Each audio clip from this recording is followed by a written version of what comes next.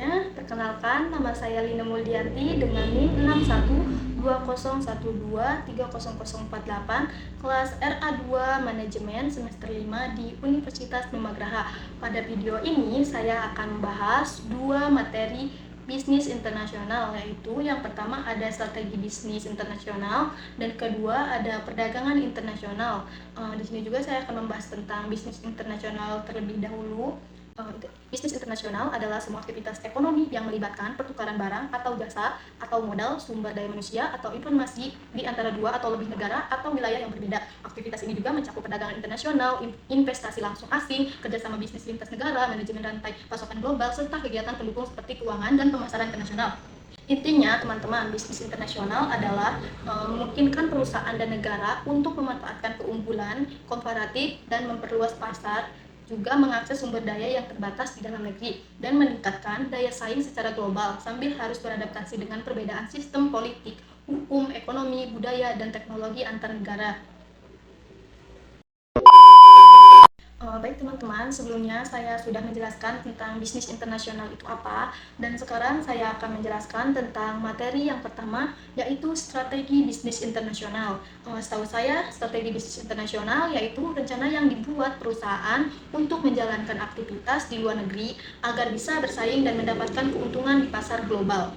Tetapi sebelum ke pembahasan selanjutnya, ada juga nih pertanyaan teman-teman. Kenapa sih perusahaan perlu punya strategi dalam bisnis internasional?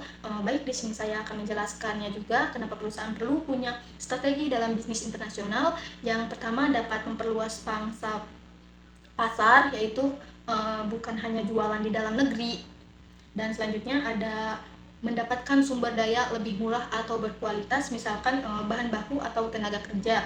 Dan selanjutnya juga ada menghindari pembatasan perdagangan di negara asal. Dan yang terakhir ada mengikuti tren bisnis global dan mengurangi risiko jika pasar dalam negeri lesu.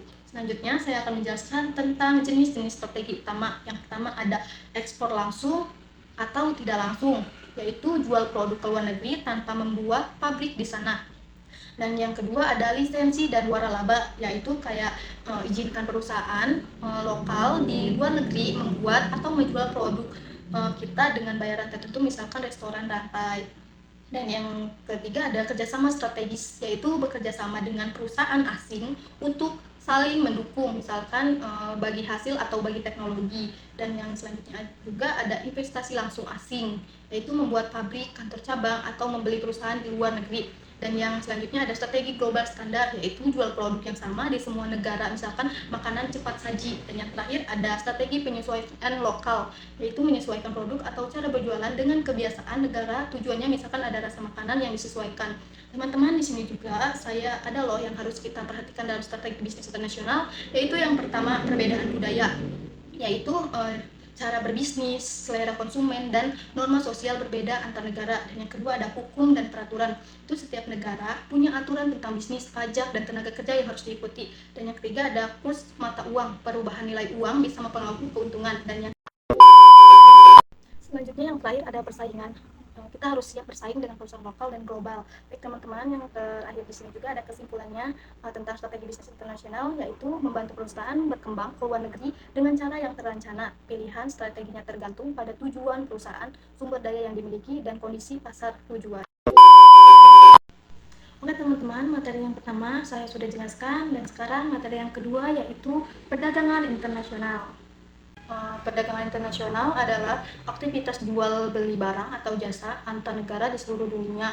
Contohnya seperti ketika kita membeli kopi dari Brazil, itu bagian dari perdagangan internasional. Tujuannya agar setiap negara bisa mendapatkan barang atau jasa yang tidak bisa dibuat sendiri atau lebih mahal jika dibuat di dalam negeri. Terus mengapa negara perlu perdagangan secara internasional? Karena keunggulan komparatif, dan setiap negara memiliki keunggulan dalam menghasilkan sesuatu. Misalkan Indonesia unggul dalam kelapa sawit dan kopi karena iklim mereka yang cocok. Daripada harus membuat semua barang sendiri, negara bisa fokus pada apa yang bisa dibuat dengan baik dan menjualnya untuk membeli barang lain yang dibutuhkan. Dan yang kedua ada pilihan lebih banyak untuk konsumen. Kayak kita bisa menikmati berbagai produk dari seluruh dunia, bukan hanya yang ada di dalam negeri. Dan selanjutnya ada pertumbuhan ekonomi juga, yaitu perdagangan bisa bisa meningkatkan pendapatan negara, menciptakan lapangan kerja, dan membuat bisnis berkembang lebih besar. Dan selanjutnya juga ada pembangunan teknologi, yaitu kayak melalui perdagangan negara bisa belajar teknologi baru dari negara lain dan meningkatkan kemampuan produksinya. Dan selanjutnya, teman-teman, di sini juga ada macam-macam perdagangan internasional. Yang pertama berdasarkan jenis barang atau jasa, dan yang di sini juga ada perdagangan menurut barang. Jual beli seperti jual beli barang fisik seperti komoditas, barang industri dan barang konsumen. Di sini dan perdagangan melalui jasa itu seperti jual beli jasa seperti pariwisata, pendidikan, keuangan dan layanan teknologi. Dan selanjutnya juga ada berdasarkan arah aliran barang, yaitu ekspor dan impor. Ekspor yaitu mengirim barang atau jasa dari negara sendiri ke negara lain. Contohnya Indonesia mengekspor kelapa sawit ke India. Dan impor yaitu menerima barang atau jasa dari negara lain ke negara sendiri. Contohnya Indonesia mengimpor mesin pabrik dari Jerman. Dan teman-teman, di sini juga bukan hanya macam-macam, ada juga alat dan kebijakan perdagangan internasional. Yang pertama ada tingkat pembatasan perdagangan, seperti perdagangan bebas, terus ada pelindungan dagang. Selanjutnya, dampak dari perdagangan internasional. Yang pertama ada dampak positif, yaitu meningkatkan pendapatan negara dan kesejahteraan masyarakat, dan memberikan akses ke barang atau jasa berkualitas dengan harga lebih baik, dan mendorong kerjasama antar negara dan memperkuat hubungan internasional. Dan dampak negatifnya yaitu industri dalam negeri yang lemah bisa tertekan oleh barang impor yang lebih murah.